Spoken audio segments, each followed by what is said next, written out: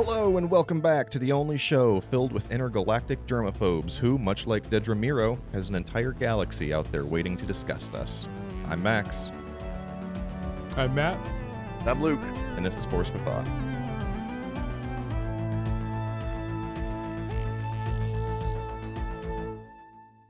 All right, hello and welcome back. Happy, very belated May the 4th.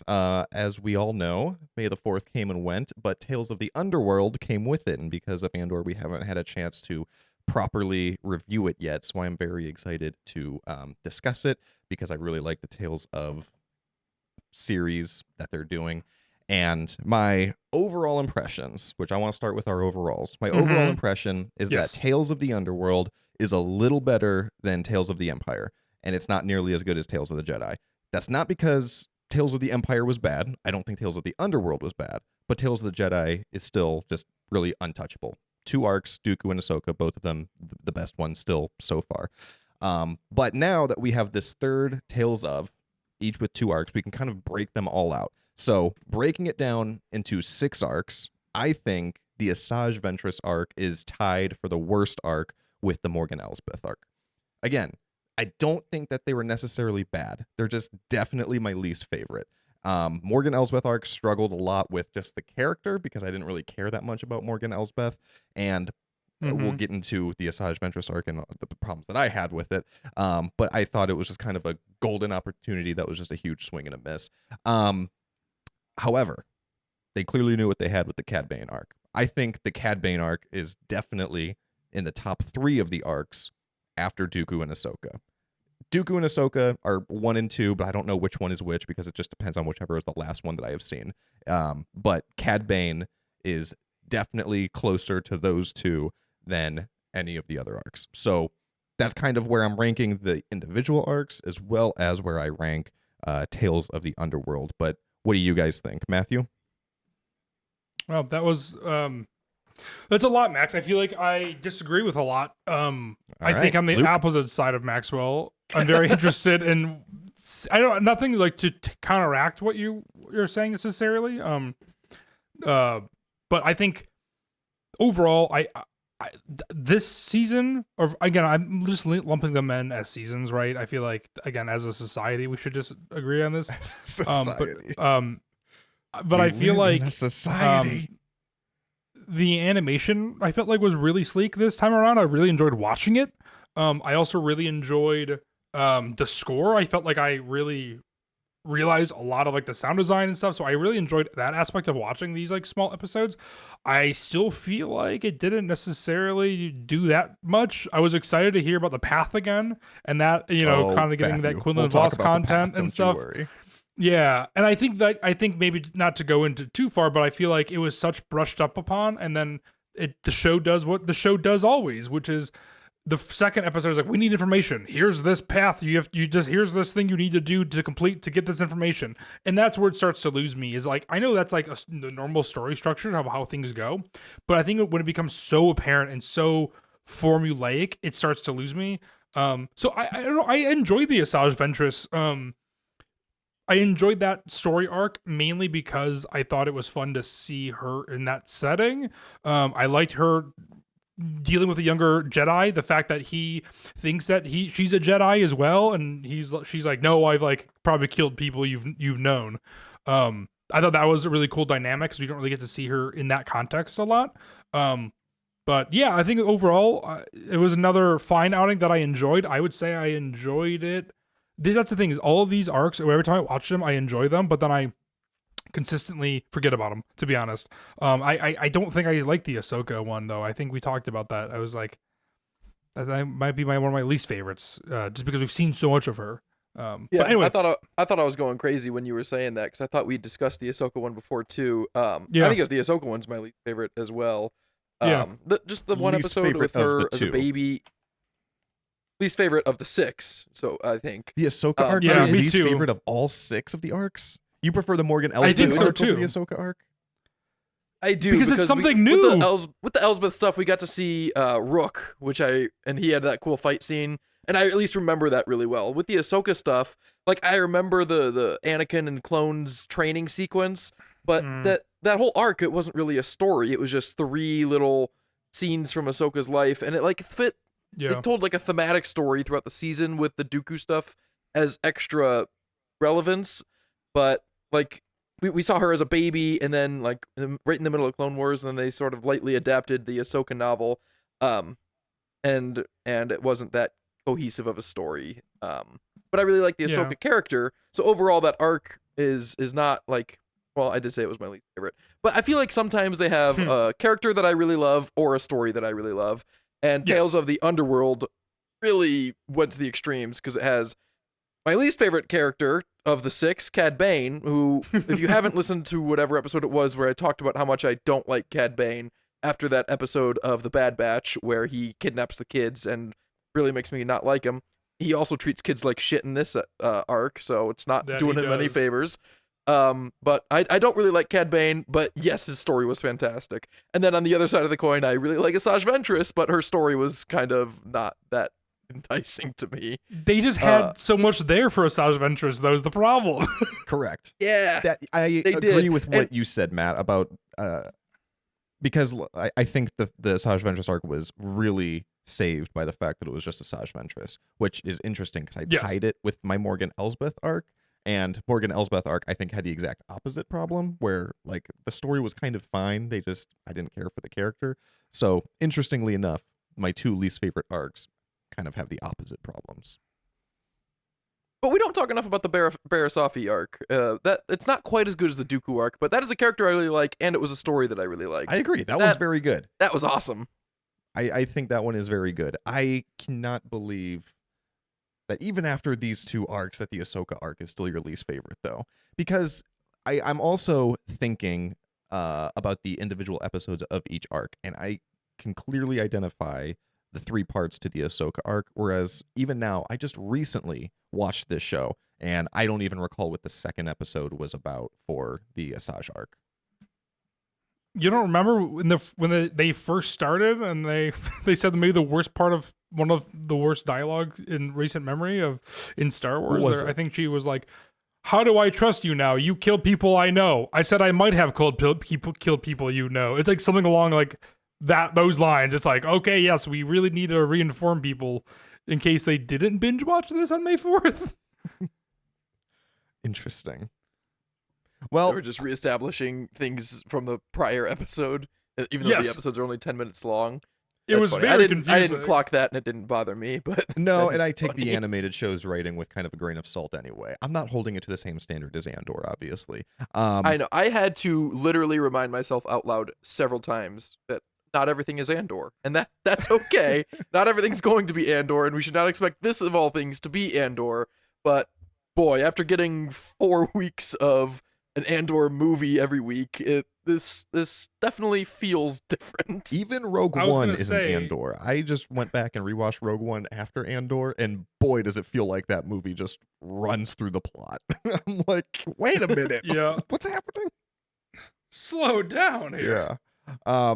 But anyway, okay, so let's talk a little bit about the arcs. My first thought is that the arcs were backwards because like I've been saying before on another episode regarding the Tales of series, they kind of have the same formula, which is they pick a general organization, such as the Underworld, and then they show two stories, one of somebody entering the Underworld and the other story of somebody leaving the Underworld. And you kind of get two halves of the same coin. And that exact same thing happened here as well. We see how Cad Bane comes into the Underworld, and we see how Asajj kind of got out of it. Kind of. But it was a weird order that they went in because they started with the Asajj, and I feel like they should have ended with the Asajj, but the only reason that they didn't was because they clearly knew that the Cad Bane arc was better, so they were like, we should really end on this one. No, I was gonna say they had to do the Asajj because everyone was wondering how they're gonna solve that, like we were talking about. But they could That have is Dark the Side thing I was saved most episode excited to 4. see going into it. Yeah, I feel like they were like everyone's just gonna skip the Cad Bane stuff to see how this, because Star Wars fans, though we are them, though we love them, no one hates Star Wars more than Star Wars fans. I feel people are like, we're just gonna skip to see what happens, so might as well just show them up front because if not, they're gonna hear about it. None of this bothered me. It's 6-1, half dozen to the other. The order in which they present these two arcs, I don't think I that's... agree, and it's so minimal. Like I said, the Ahsoka stuff. I haven't thought about Tales of the Jedi. I like the thing I like about the Morgan Elsbeth stuff too is just the fact that like that is a character that is more unexplored. And I know we talk about Mace Windu getting so much content, and I feel the same way about Ahsoka. And she's in everything right now. And it makes sense she has her own show, but like it makes sense that Dave Filoni would be like, let's start with Ahsoka to show her this aspect. But I just feel like it's a hat on a hat, and I feel like that's a big thing. Is like that's the most unnecessary, personally, stuff that we got to see. I mean, she's even in Rebels. She kind of intrudes in Rebels, in a great way. But I'm also just like, of course, Ahsoka's gonna be here as well, and that's how I feel every single time I think about Tales of the Jedi, which is again not very often. But like at least Dooku, you get to see him as a Jedi. That is a cool, interesting, different way. And it felt a little shoehorned in with Morgan Elsbeth to be like, oh, by the way, here's this other character that you should kind of care about. But being separated from that, from Ahsoka itself, the show, it doesn't feel as shoehorned in anymore. It's like that's just part of the canon now to see her, when she's younger. Well, I'm not trying to turn this into an Ahsoka apology episode, but I disagree with everything that you just said, because the Ahsoka arc is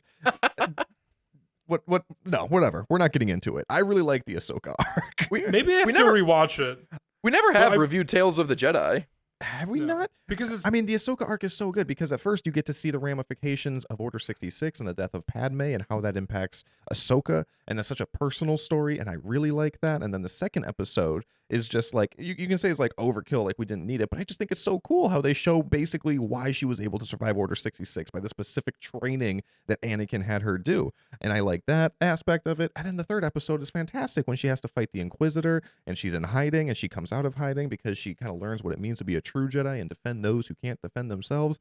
It's perfect. And yes, I mean, I understand what you're saying about like we're also kind of oversaturated with Ahsoka content at the time, but it's also kind of the heyday of I think someday we'll look back at this era of Star Wars and we'll refer to this as the Filoni era, because Filoni is running everything right now. I mean, the dude helped run Mandalorian. He has Ahsoka. He has all of the animated shows.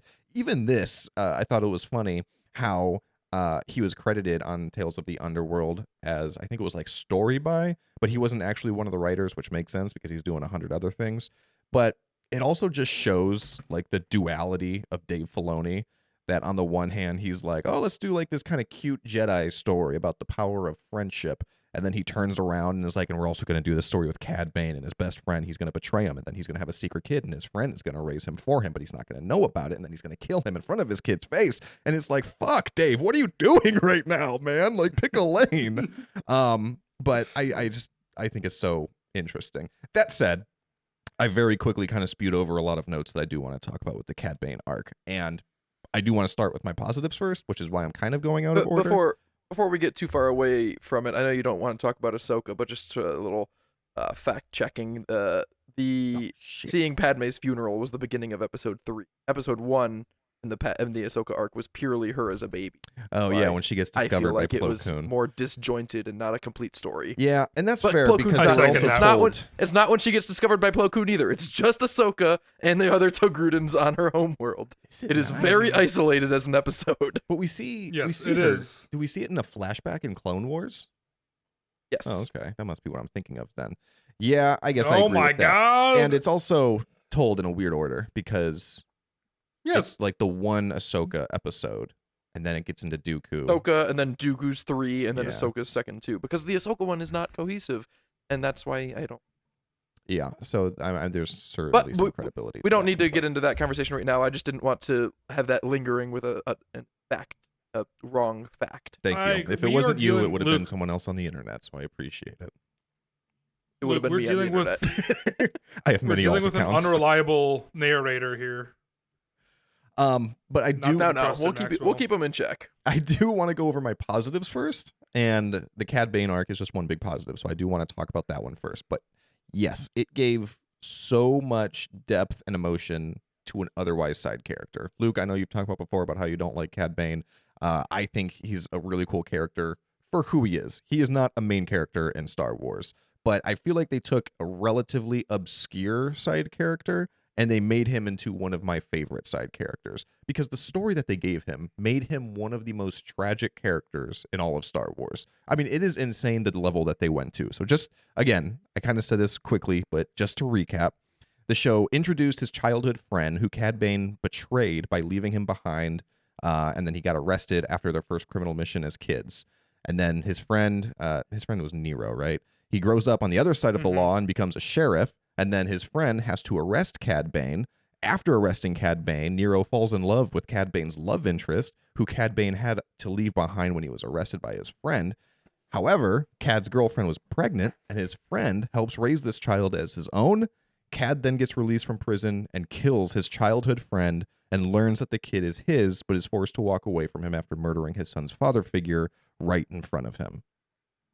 That is a crazy amount of content in just what is realistically maybe 30 minutes worth of screen time. I said before that these episodes are short. I think they're like 16, 15 minutes long or something like that. After like the credits and everything else, it's like 10 minutes of screen time per episode. That is a lot. I allotted 30 minutes to watch those 3 episodes, and I was 15 minutes late to recording tonight. So I objected to that before, and I brought the data to back it up, and I will not stand for you saying it again tonight. It is closer to 15 minutes than 10 minutes. For the episode length or for the actual screen time? For the actual screen time, because I had 30 minutes to watch it, and I still didn't get through it by a good margin. But you're still skipping forward. It takes time to skip forward. What were you watching it on? Were you going 10 seconds at a time? Sometimes that takes a minute. 10 seconds at a time, what do you mean? Were you fast forwarding 10 seconds at a time? If I watch on my phone, I think I have like a fast forward 10-second button. No, I wasn't fast forwarding anything. I was just hitting next episode when the button came on. Seconds after. And then just credits. skip intro? No, you don't have to skip the intro. That's what I'm talking about. The intro, the credits, everything else. That doesn't count as screen time in my opinion. I'm talking about just pure story. Yeah, No. I know. I still think you're wrong. Okay, that's fine. I agree. Max, imagine watching Star Wars and not being... I feel like you get a tickle... Part of the Star Wars experience is getting that tickle in your sack when you see the Lucasfilm logo pop up. I'm not hating shimmer's it. green. I agree. I'm not hating You're saying it. you should I'm skip just saying the floating heads thing with the lights? No, I'm not saying you should. The helmets? I'm just saying that I'm not counting that towards the actual amount of screen time that they used to tell all of that story that I just laid out there. Let me tell you though, Disney definitely is. Like, these are 55-minute episodes. If you watch 8 minutes of credits, like I feel like that is what they're relying on for people to do. All right, it is 28 seconds until it actually starts from the intro credits with the Lucasfilm and the floating heads, Star Wars logo. Yeah, that's a minute Starts and a half. 28 seconds in. A minute and a half. I said 28 seconds. Oh, you mean over the course of the whole thing? Yeah, And then the last shot is at 14 minutes. So if you take back the 28 seconds, that episode is at 13 and a half minutes. All right. That is about the same. That's the first episode. So That one is 17 minutes, and then it's 16, 18, 16, 14. That one is smaller, and 17. So they're all about that. On average, we'll say 39 minutes worth of screen time. Sure. Okay, that's a lot of 13 story minute to episodes. get in. I'm okay with in that. 39 minutes. We need a backup that Luke said that this episode is smaller, not shorter. Oh, that's what I meant. All synonymous. But anyway, That was funny. it was fantastic. The Cad Bane arc is fantastic. I think, like I said, it made Cad Bane one of the most tragic characters in all of Star Wars. I mean, this arc really put in a lot of work for an otherwise very minor side character who popped up a couple of times in Clone Wars and once in Book of Boba Fett, and everyone freaked out over. And now I'm excited that we might see him again. Probably not in the Book of Boba Fett season 2, but with this much backstory, I feel like they have to keep going with this character in some form. Maybe we'll see him in The Mandalorian and Grogu. Who knows? I will say I liked that's something that I like about the Cad Bane aspect is that it gives me more context of the character, where I feel like Asajj Ventress, we basically needed to solve why she was there and why she appeared in Bad Batch. I feel like that was the purpose of these episodes. And so I agree with that. And I think that's my problem maybe with the show a little bit too, or just again, I enjoyed watching this because I like the experience, and like I think it's a great time to be a Star Wars fan, especially coming off the heels of Andor. I disagree with the Filoni era thing. I think it's just going to be known as the Gilroy era because everyone's gonna can forget about almost everything besides Andor, and in 40 years, I guarantee Andor is still going to be talked about more than anything else. I disagree with that very strongly. I mean, he definitely did the best part of the era, but that doesn't mean that that's what it's going to be known for, unfortunately. I don't think anyone's going to be talking about Kenobi, Book of Boba Fett, Acolyte. Filoni didn't do any of those. They're not talking about him. That's the problem. Yeah, they're only going to talk about Mando and Ahsoka. But I disagree. I think they will be talking about Acolyte and Kenobi and Andor, and I also Andor, do not yes. consider the Filoni era. Luke, look at me and you agree in a bunch of this episode. Yeah, I know. Let's keep the ball rolling, because I also did not pick up on any tragedy from Cad Bane. I know that I don't like the character, but in my mind, when I think of a tragic character, I think of like Anakin or Cyril Karn, who I think are now the two most tragic Star Wars characters, where they're trying to do good, but they're just being their circumstances and the way other people are using them befalls them into a life of terror and horribleness. Cad Bane is just a dick. He left his friend behind in the first episode, and then in the second episode he got Aaron shot because he wanted to throw down and shoot everyone, and he shot the marshal. And then the third episode he shot his friend and he left his son behind, which that was good, and that is a testament to the great writing of the Cad Bane arc, because I did really like this arc, but not because Cad Bane was a tragic character, because they went all in on him being a bad guy, and not like the Book of Boba Fett route where it's like, oh, he's a bad guy, but he's also kind of good. No, he's just a bad guy.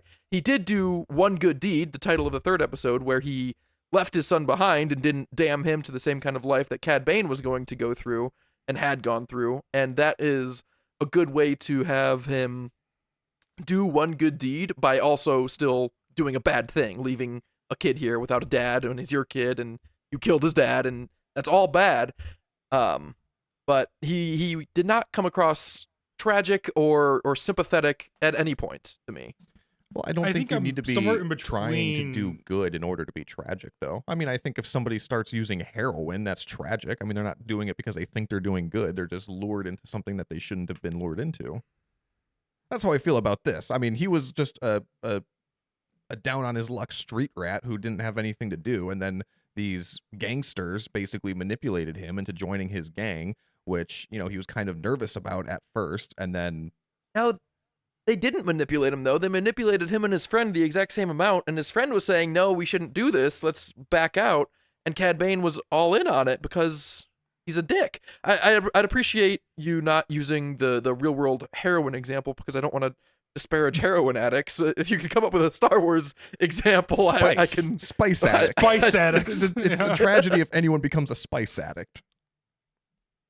That is tragic for them. And now we might be just getting into semantics on how I defined what a tragic character is, because I do think that it's a circumstantial kind of thing, and I don't think that Cad Bane was a victim of his circumstances, because we saw another person in his exact same circumstances not be a villain. I think that's exactly what makes it tragic. That he didn't have to fall into this life. Right between you guys, where I think I agree with Luke in the fact that it's like he's a dick and bad things happen to him. Go figure, right? In that regard, and I think the problem is, I think what Luke is trying to say also is just like in the world of tragic characters, you know, Star Wars known for tragic characters, especially coming off the heels of Cyril Karn, that Cad Bane was just like, that is a sad story for. That's a very sad moment and a very sad realization and story beat for Cad Bane, but overall, as a character, I'm not sure he's a tragic character. I think that's just a tragic moment in his life, as well. But that's the moment that defined his life, or I guess all of these are moments that defined his life. I don't know if it did define it, because then he goes on to be a dick with Bad Batch, and he doesn't care about anybody. That's because that's who he is. He's established by that point. But I mean, these were like three jumping off points where he could have stopped what he was trying to do, because the first one was him entering the criminal underworld with this gang, right? He should have listened to his friend. He shouldn't have done it. And then when they did do it, he shouldn't have left his friend behind, but he did. And then in the second episode, when he came back and got arrested, I don't know. I don't have an argument for that one. But then the third one, when he comes back and kills his friend, obviously he shouldn't have done that. He shouldn't have done any of the things that he did. And I think you can be doing something that you shouldn't be doing, and that could still be tragic. In the second episode, he shouldn't have shot the marshal. Showed up to kill that guy to get revenge for the Yes, other thank you. guy with the cowboy hat first. And all three of those things is what made Cad Bane Cad Bane. But he could have but it's not jumped like off by any of point them. Like It's not like any of them was a change in his character or he was overcoming anything. That's just who he was at the beginning, and then he still was that, and then he ended up being that. And that's good. That's still a good character arc, and I liked the story was very well written, and I enjoyed it. I just reject the notion that he's tragic.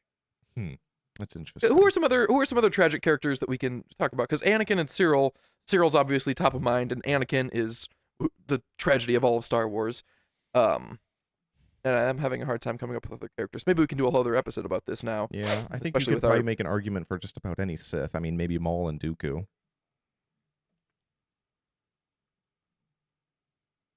Yeah, I think don't- you probably. You don't think so, Luke? I I was can't gonna say, I picture feel like- Maul's backstory well enough. He was never. He was young. He was a kid. So yeah, any child soldier. Well, Cad Bane was a kid. But so was his friend. He had autonomy, and he could have chosen not to do this like the other guy did. That's what makes it tragic. I think He not could've having lived the a choice is good what life. makes it tragic, and that's why it's tragic when Cyril Karn and Anakin Skywalker go through what they did because they didn't have a choice. These things were put upon them. Anakin was manipulated. They were both manipulated by other people. Cad Bane chose this of his own volition. Well, just because you're being manipulated by someone else doesn't mean that you don't have a choice, though. Right, but the manipulation is a factor. Like, Cad Bane was not being manipulated, and they were. I would say that he was being manipulated. I disagree with that. I don't know, whatever. I mean, we'll move on. Clearly, we're on the same page about everything that happened. We're just having a disagreement over the term tragic, I suppose. This This is is an probably going to interesting lead to another episode. whole episode now, because I am going to try to think about more tragedy in Star Wars. I would like to as well. But yeah, Isn't this very forceful thought coming off the heels of 100th episode, coming off the heels of the best Star Wars show ever made? Here we are arguing about a show that really doesn't have that much point to it. no, well, yeah, okay. I guess I want to defend that, but I can't because that's basically everything that I'm going to say about the Asajj arc right now. Is that there was no point to it. That was my biggest gripe. Well, should we finish talking There about really the Cad Bane wasn't. arc? Yeah, if you have anything else you I wanna had a talk few things I about. wanted to say about the Cad Bane arc because I don't like Cad Bane. I've said that before, and I have 8 not. times I this don't think I've episode. said. I don't think I've said before. I mean, I've said it before in previous episodes. I don't think I've said it on the podcast, but if you've been listening for a while, it won't surprise you at all that I also don't like westerns and the. I know Star Wars was very heavily influenced by westerns, and I know that we keep seeing all these references and homages to different westerns. That the first Ahsoka episode in The Mandalorian, and half of the Book of Boba Fett, and half of the episodes with Cad Bane in the Clone Wars, and it's always like, oh, they flex their fingers a little bit near their gun, and a shot on their eyes, and then the other guy's eyes, and I know that there were famous movies like this before. That's just not my cup of tea, but damn if Tales of the Underworld didn't do that the best of every other Western scene in Star Wars. This is the first time I've ever been like fully engaged with the drama of the scene, the stakes, the personal tension. For a editing or whatever stylistic sequence architecture that this is, that it has almost never worked for me, and this one blew the roof off. I loved that scene this time. I promise I'm not trying to give the audience whiplash or just be the contrarian here, but I will disagree just because I feel like that wasn't even the best time that Cad Bane did that. Which, I mean, Cad Bane is like obviously very heavily influenced by Western characters, so it makes sense that he's the one that surrounds this. And hearing you say that, Luke, He has actually done makes it a lot. a lot more sense as to why you don't like Cad Bane than him kidnapping children in Bad Batch. But I mean, when he does that in Book of Boba Fett with Cobb Vanth, I think that's the best use of Yeah. it. But that's not to detract from Tales of the Underworld. I agree. That was an incredible scene, and I loved it. I do like that moment in Book of Boba Fett. That scene has the benefit of me really liking Cobb Vanth, whereas in Tales of the Underworld, I don't like Cad Bane, and I don't love the other guy. I didn't even commit his name to memory, for God's sake. Nero. But You're rooting for him, but you just don't know personal- the guy. You've only known him for about the 26 personal minutes tension- at this point. the personal tension of the scene is palpable for me because of the kid, and I just think it was really well done. I was on the edge of my seat for that, even though I knew Cad Bane lives, and I pretty much knew. I really assumed that the other guy was gonna die. I really enjoyed that scene. Safe bet. I also really liked the shot of him looking in the window and seeing his childhood self and then shooting through it. I really liked it, even though it was like very like on the nose for what it was trying to do. Same thing with the whole like changing his name, because his name was Colby, and then he becomes a bad guy and changes his name to Cad Bane. Which 10 out of 10 as far as rebrands go, because Cad Bane Yeah, sounds so pretty much good. cooler than Colby. Yeah, That's Colby true. Jack. What would your name be if you were gonna be a bounty hunter? If you were rebranded yourself, we're like, I'm gonna go be killing people now. Well, I've always said It feels like it would have to be something similar to your name. It seems like, because Colby and Cad Bane is like, right, like that's kind of his alter ego. It feels like. Marginally related. Whenever I play trivia, I go under the name Bit Kisto, like Kit Fisto, but the letter swapped. But I played on May the 4th, and the announcer had dyslexia or something because he mispronounced a ton of things drastically wrong. Which, as a Star Wars fan, it's like, there are difficult words, but he was just like adding and dropping complete halves of words and not noticing. And he called me Fist Kiddo, which is not just wrong. That is a horrible name. And so all I know is I don't want to go as that now, because that guy kind of ruined it. yeah, that is a very You're like unfortunate. saying it. You're correcting him every single time he says it from the background. I corrected him at halftime. I said, "Oh, by the way, my name's Fit Kisto," and he said, "Yeah, that's what I said." And you're like, Okay. my friend, I promise you. I just had to go tell everyone else that was playing independently. Yeah. One is a play on the name Kit Fisto. The other one lands you in prison. So there's a pretty big difference there. I Yeah. agree.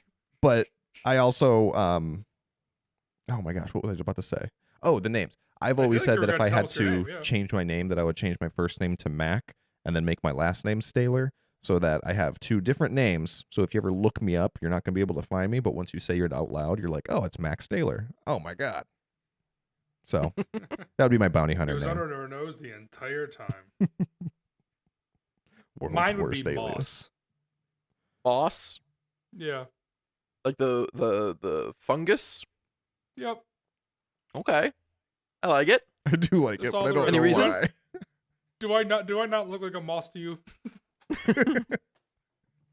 The way you're always kind of creeping on surfaces. Yeah, I see it. Yeah, I'm always green. I look like I'm sick all the time, like a cartoon character. This episode's dumb. I'm officially saying I'm making it dumb. Moss sounds. What's the name of the dog in Spaceballs? Mog. Barf. Barf. You know, yeah, I was like, Oh, what? Barf is his name. Mog is what he is, because he's half man, half Yeah. dog. That's what I was thinking. Yes, of. yes. Oh, His name's I Barf. was like, Luke Taylor coming That's how I feel about in Moss. with a movie he hates. Like, my name's Cad Bane, and this here is Moss. It's like, oh, Yeah. pretty. The last name would be Isley though, so it'd be Moss There it is. Isley. Okay, that makes sense. there. Yeah. Now you had us on the hook. You pulled it in. Good job. Any other notes on the Cad Bane arc before we go into the Asajj Ventress? No, I think we kind of covered it on my end. I think it was the thing I didn't like as much as the Asajj Ventress, which again kind of is pointless, takes you on a journey to a lot of different locations and stuff too. And I felt like Cad Bane's was interesting because I feel like we're so used to seeing Cad Bane show up in different stories, but having a story focus on him was just like a bit of a jarring thing to see. I feel like we're like, oh, okay, we're just focusing on Cad Bane, and he's. I think I agree with you what you said, Max. Is that they did make him. This is what these are meant to do: is to show different depth of these characters that we know, and I think it did that. But it was semi off putting, which is weird because I'm like, oh, Cad Bane usually just shows it, comes in, and has a firefight and then leaves or dies. I really liked the way they handled Aaron and the kid, because I was getting I picked up on the subtext that the new marshal, his friend, married Aaron, and that Cad Bane was going to be mad about that. The way they revealed all of that and how that she had already died, I thought that was really well done, and that really landed emotionally. And the twist of the kid being Cad's, it wasn't, the twist wasn't that he is Cad Bane's son, because that was pretty well telegraphed. The emotional impact was, what is Cad going to do with this information? And that all landed.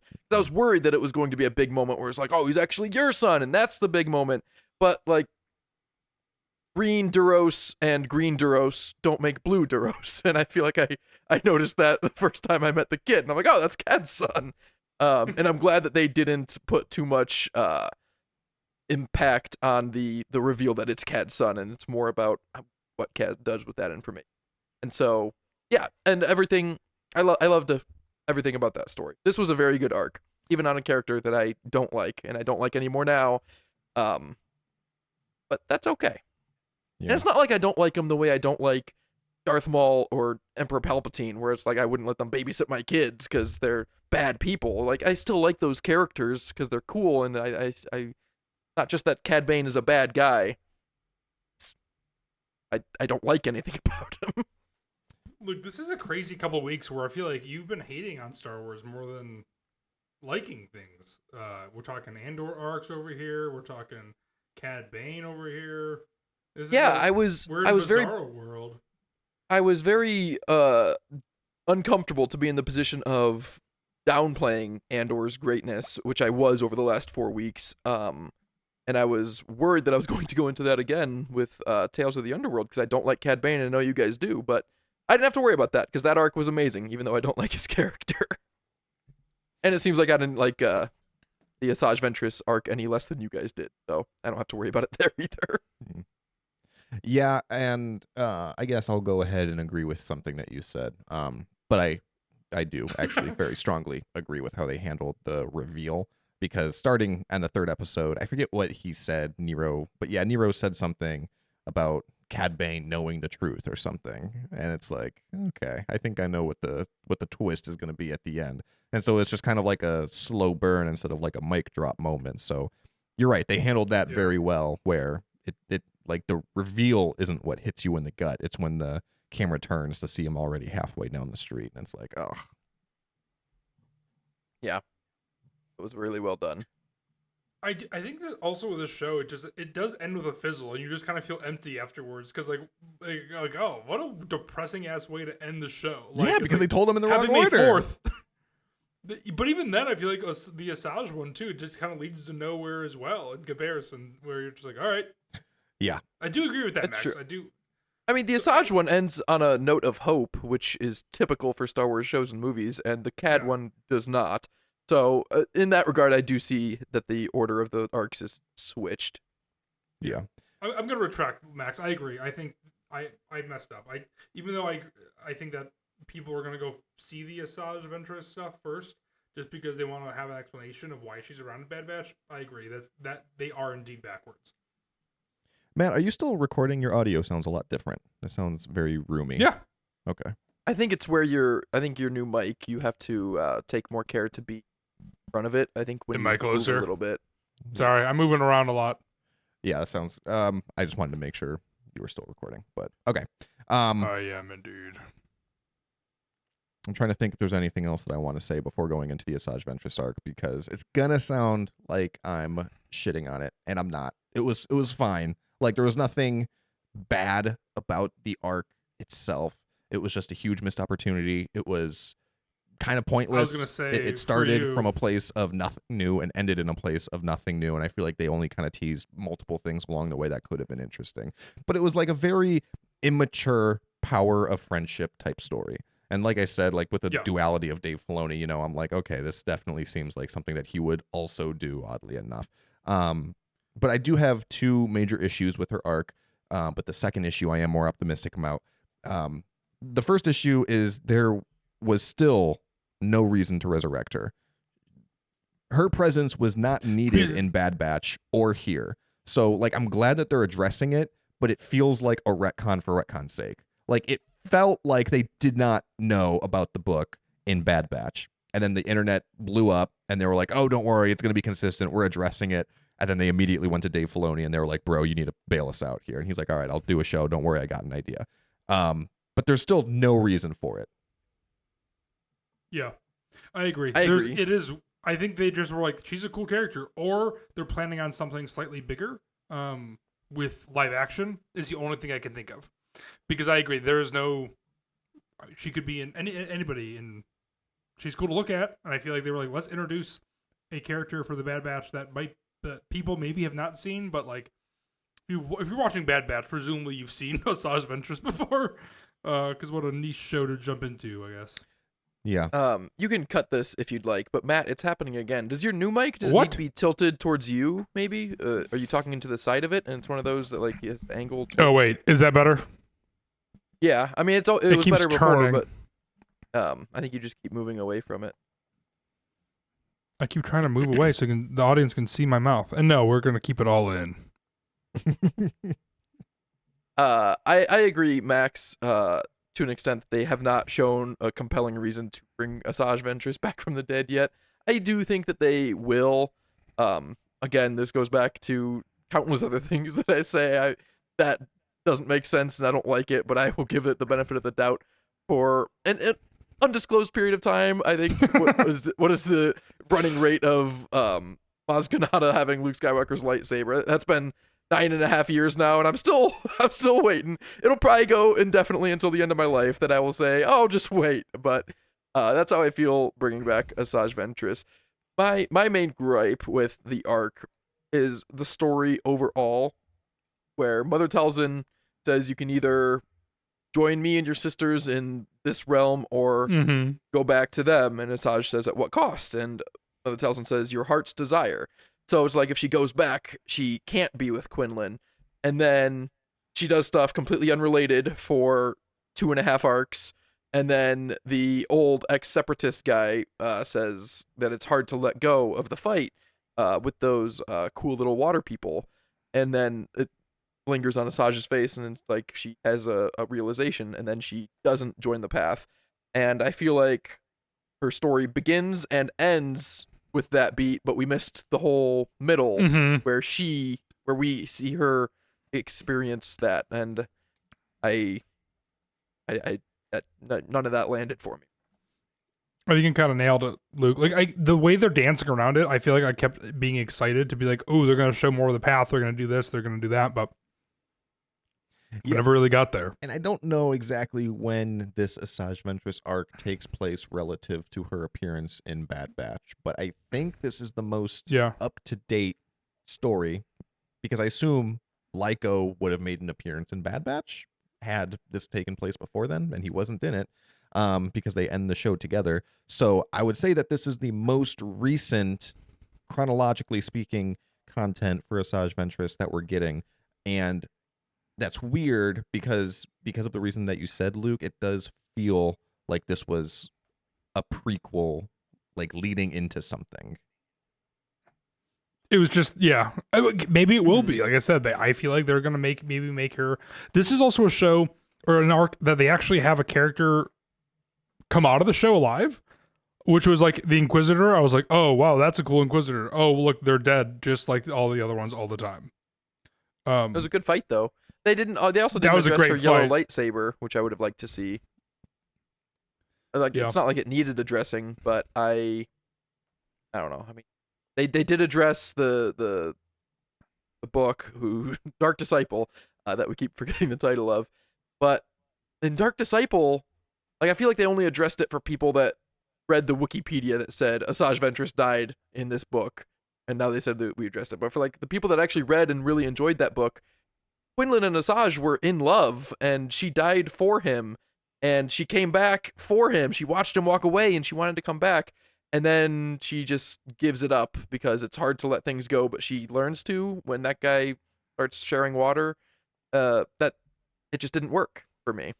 Yeah, Dark Disciple is just becoming a coaster, and Yeah. that's a shame. But I want to talk about the second issue that I have with it, though, because it is making me much more optimistic, and that is everything that they talked about with the Hidden Path, because I'm so intrigued by the Hidden Path. I've talked about this all the time on the show now, that I want a TV show or a movie they can take in any number of directions called Knights of the Hidden Path, and it can follow all of the Jedi who are involved with the path and protecting the children.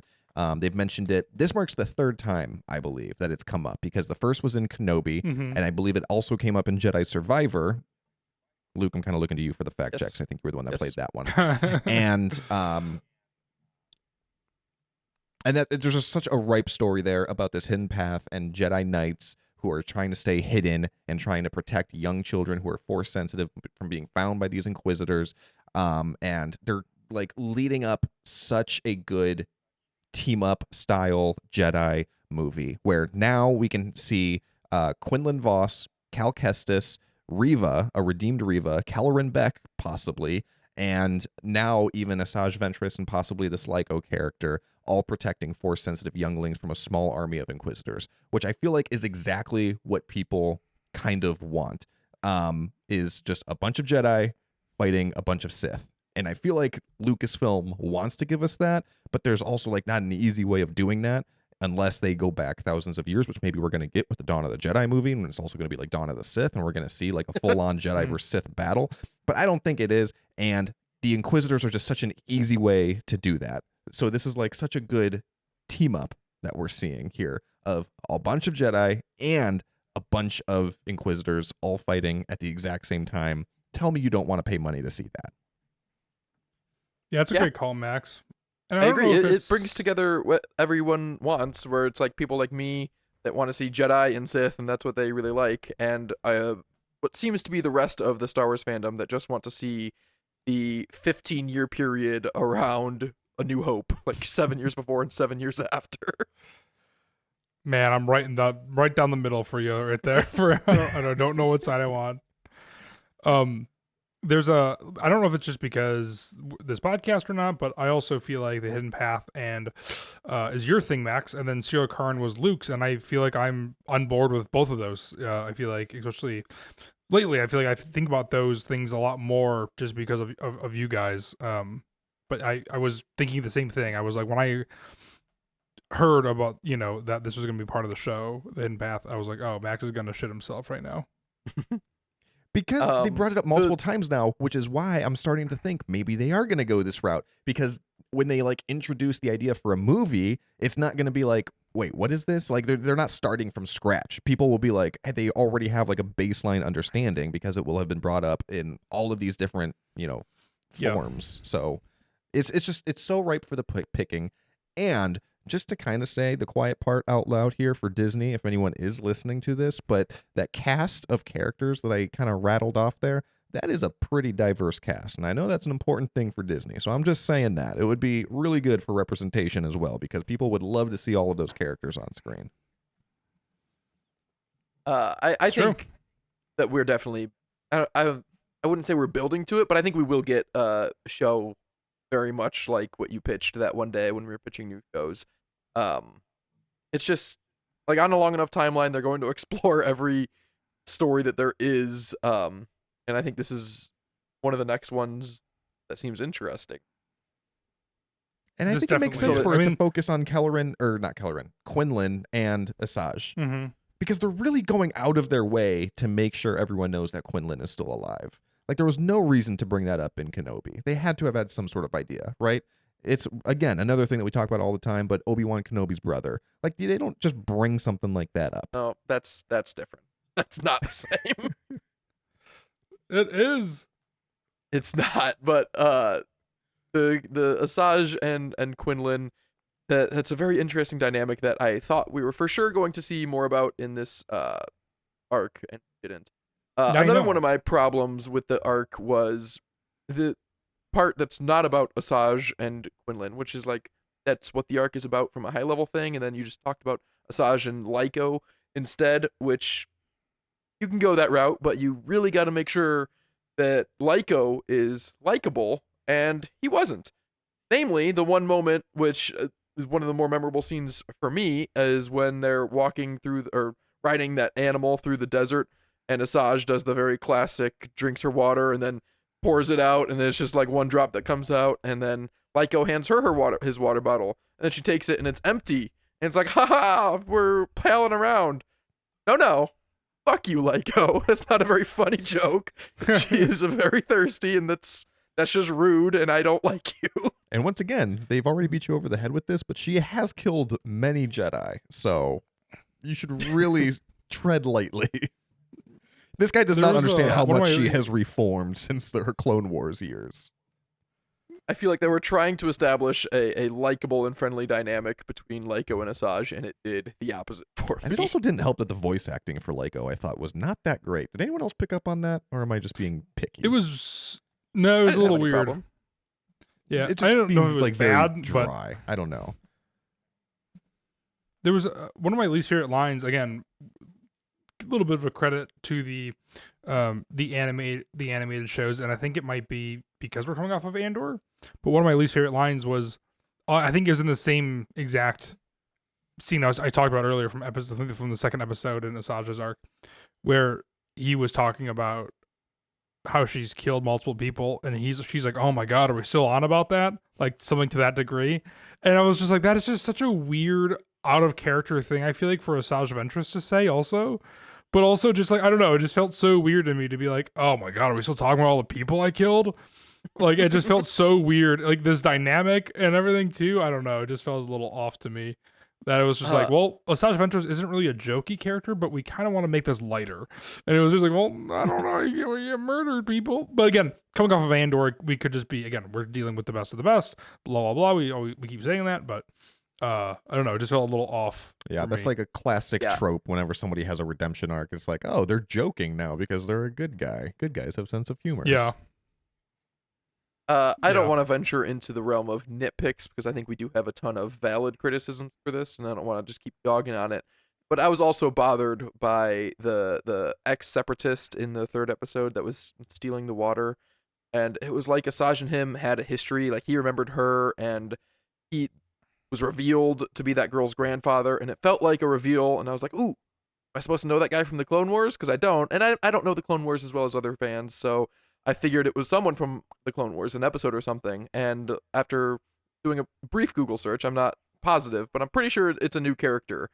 And I'm not saying that it has to be a returning character and that every character has to be a fan service cameo, but for this show and that moment, it kind of Yeah. does. Well, no, I agree You know? 100%. That is just how they absolutely laid that out for you. I had the exact same thing. Yes. Because I was watching and I was like, I got to look up who this guy is. Like, this isn't ringing any bells. But they definitely brought him, they portrayed him as like, oh my gosh, it's this guy. But yeah, no, I did the exact same thing. Yeah, it's giving Enfys Nest reveal vibes, where they think Yes. that's a big moment, and it is not. Good way of putting it. I wanted to bring that up because that's a movie that I deeply love, and so it doesn't ruin anything, but I did not care for it. Also, I wouldn't worry too much about nitpicking. Our podcast is literally called Force for Thought, so I feel like that is kind of our whole shtick. Yeah, and arguing. That's fair. Matt, any other final thoughts or anything about Asajj Ventress's arc? Or the shows No, in I general? liked her.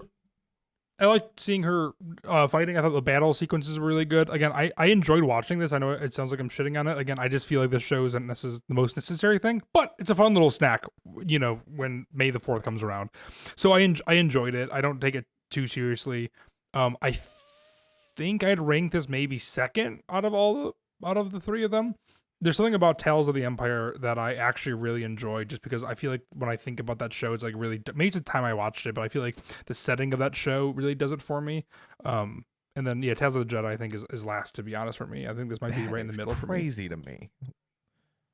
Yeah, when we watch, I'll rewatch these all just for you, but I remember being like, I'm bored with Ahsoka. It's a bad way to start. And I remember being like, I like seeing Dooku as a Jedi, and that's as far as it went. Is like, and then I think I realized I like him better as a villain, and I think so that Tales of the Jedi just didn't do it for me. And then I feel like Tales of the Empire is trying a little too hard, and I think this one falls a little flat if I had to really diagnose each one. So, again, overall, very average.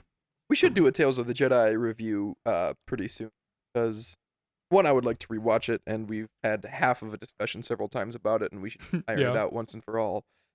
So stay tuned for that, because we'll probably do that in the next couple weeks or months. Adding it to the schedule. As far as Tales of the Underworld, I agree that it's a perfect little May the 4th treat. But the fact that it was sandwiched around 12 episodes of Andor, like, I don't want Disney to orchestrate their release schedules around Tales of the Underworld or May the 4th. Well, I kind of do want them to orchestrate it around May the 4th. But there's not that much coming out this year for Star Wars. I don't think we have anything slated for the rest of the year. And so having it all like at the same time, it made it a lot less palatable to have Tales of the Underworld just like right in the middle of Andor, and it was rather overwhelming. Like I am the target demographic for Disney Lucasfilm right now, and I didn't even watch Tales of the Underworld until today, May 20th at the time of recording. So I don't know. It's definitely a May the 4th treat, and but I don't want you to move Andor's release schedule to be around it. It's just kind of an unfortunate circumstance for them, but help. Certainly overshadowed, but I agree. It's a good treat. It by no means does any damage. Like, a lot of people are like having a debate, like, has the Disney era made Star Wars better or worse? And it's like, to me, it's just like absolutely better. Like, if you're just looking at like the grand scheme of things, like, I understand you can like look at individual projects and say like some things are good or bad, but it's like whatever. But like, especially the Tales of series, like it's really doing no harm. It is just a strictly bonus. So I think that's the thing though, is that sorry, Luke, on. No, it's nothing really. But earlier today, Max was at my house for non-Star Wars reasons. We were playing personally, and don't say it like that. Way to say that. we were just spending time together, not as Star Wars fans, as other friends. You guys are brothers, anyway, by the way. He mentioned. So weird? Yeah, what's going on? If I had watched Tales of the Underworld, because I was we were recording tonight, and I was like, oh, I'm most of the way through episode 3, but I feel like nothing's really happened yet. I don't really like it. And Max, you just said like nothing, like, oh, we'll talk about it later. And the way you said it, I was like, oh man, either Quinlan Voss is like right in the next scene and it's super cool and he doesn't want to spoil it, or just nothing kind of happens. And I hope it's not that one. That was because nothing. And it was. Yeah. Damn it, I don't know what I was gonna say. Oh well, it wasn't important, I assume. Man, I hate when this happens because I re-listen to these episodes and I'm like, I knew what I was gonna say. I think I distracted you talking about mine and Max's personal time together. Yeah, we were just playing board games. It was not anything weird. Just wanted to clarify. I'm pretty jealous though. I do miss it hanging out with you guys. Me too. I have to settle for just Max. Hey. I know. Well, I'll see you on Sunday, right? Presuming you were invited to your niece's party. Yes, I will be at my niece's party. Yes. Who's my daughter? Yes. And my godchild. I'm going to insert myself in here. You can't just give yourself that title. But I will give it to you. We'll make it formal later. All right. Any other final thoughts on Tales of the Underworld? Nope. Anyone have Massage any? Ventress, thumbs down. Cad Bane, thumbs up. Yeah, that's exactly. Yeah. I will say As one for last the thing. arcs, and then the opposite for the characters. It was nice to see. It was nice to get something new for Star Wars, though, after being on such a high for Andor. I know we kind of like nitpicked it and stuff too, and I don't have much investment in it, but it was nice to be like seeing those Asajj fights and stuff too. A couple weeks after Andor, and just rewatching all the Star Wars movies. It was nice to see something a little bit new. Oh, that's what I was going to say real quick. Last thing, I know that's like the third time I've said it, is that like we said, it's just a nice bonus. and I feel like I do kind of want more of those things that lift Star Wars up consistently, like Andor. And I know that's a hard bar to to really reach, but I think we should in Star Wars should strive. I'm saying we like we're a part of it. And if we were a part of it, this episode is no help to what I'm saying. But I feel like there needs to be more positives, I think, than the negatives. I don't think there's a ton of negatives in general, but just saying things like even like, oh, it's a bonus for this or whatever. Let's make everything quality. Yeah, but you see, what I don't know, because I can't see behind the curtain, is how much of it is like a zero-sum game. Like, I don't think just because you're doing something small as a bonus, like Tales of the Underworld, that's not coming at the expense of something like Andor. I mean, obviously they released both of them at the exact same time, so they're able to do both. And that's kind of how I have to view it, is, you're able to do both, you should absolutely do both. But if it does like distract Dave from Ahsoka season 2, or take resources away or something from a bigger project, then yeah, I understand. But anyway, anyone have any force for thought? I do. We're talking costumes, folks. The Andor has reignited my love of all Star Wars costumes, and now I'm looking at them in another light as I go through all my Star Wars journeys. And Han Solo in A New Hope, obviously, very good costume, very iconic. The medal ceremony, where Luke Skywalker gets a whole new costume, and it's awesome, that yellow jacket, and Leia gets a whole new costume, and it's good. And can you picture Han Solo's costume in your mind's eye? It's pretty sure, yeah. It's rather forgettable, because it's just his normal costume with his button up all the way. He just buttoned up his shirt for a formal occasion. He didn't get a new costume at all. That's really funny. That was a last minute decision. He was just about to walk through those doors, and Chewbacca kind of like bumped his elbow or something. He was like, "What?" Yeah. It's like, at least he saw Luke come out. Come on, you got too much chest. He saw Luke come out with a whole new costume, and Han just casually buttons up the rest of his jacket. Maybe he ran his shirt through the wash, because it does look yet less yellow stained also in that scene, but it's still just a white shirt. He only owns one shirt to his name. He's like, what? I washed it. It'd be funny if there's one little more detail. He's got cufflinks on. That version of his shirt has cufflinks. Cufflinks and a full button. That's it. There was actually a special edition re-edit where George Lucas wanted to add a bolo tie, but I never made it. Just a bolo tie. Like, oh, well, Han's kind of an asshole. All right. Well, anyway, let us know what you think. Let us know what you think of Tales of the Underworld or Han Solo's costume at the end of A New Hope. You can reach us on social media at Force for Thought, and you can email us at forceforthought@gmail.com. Take a Sammy.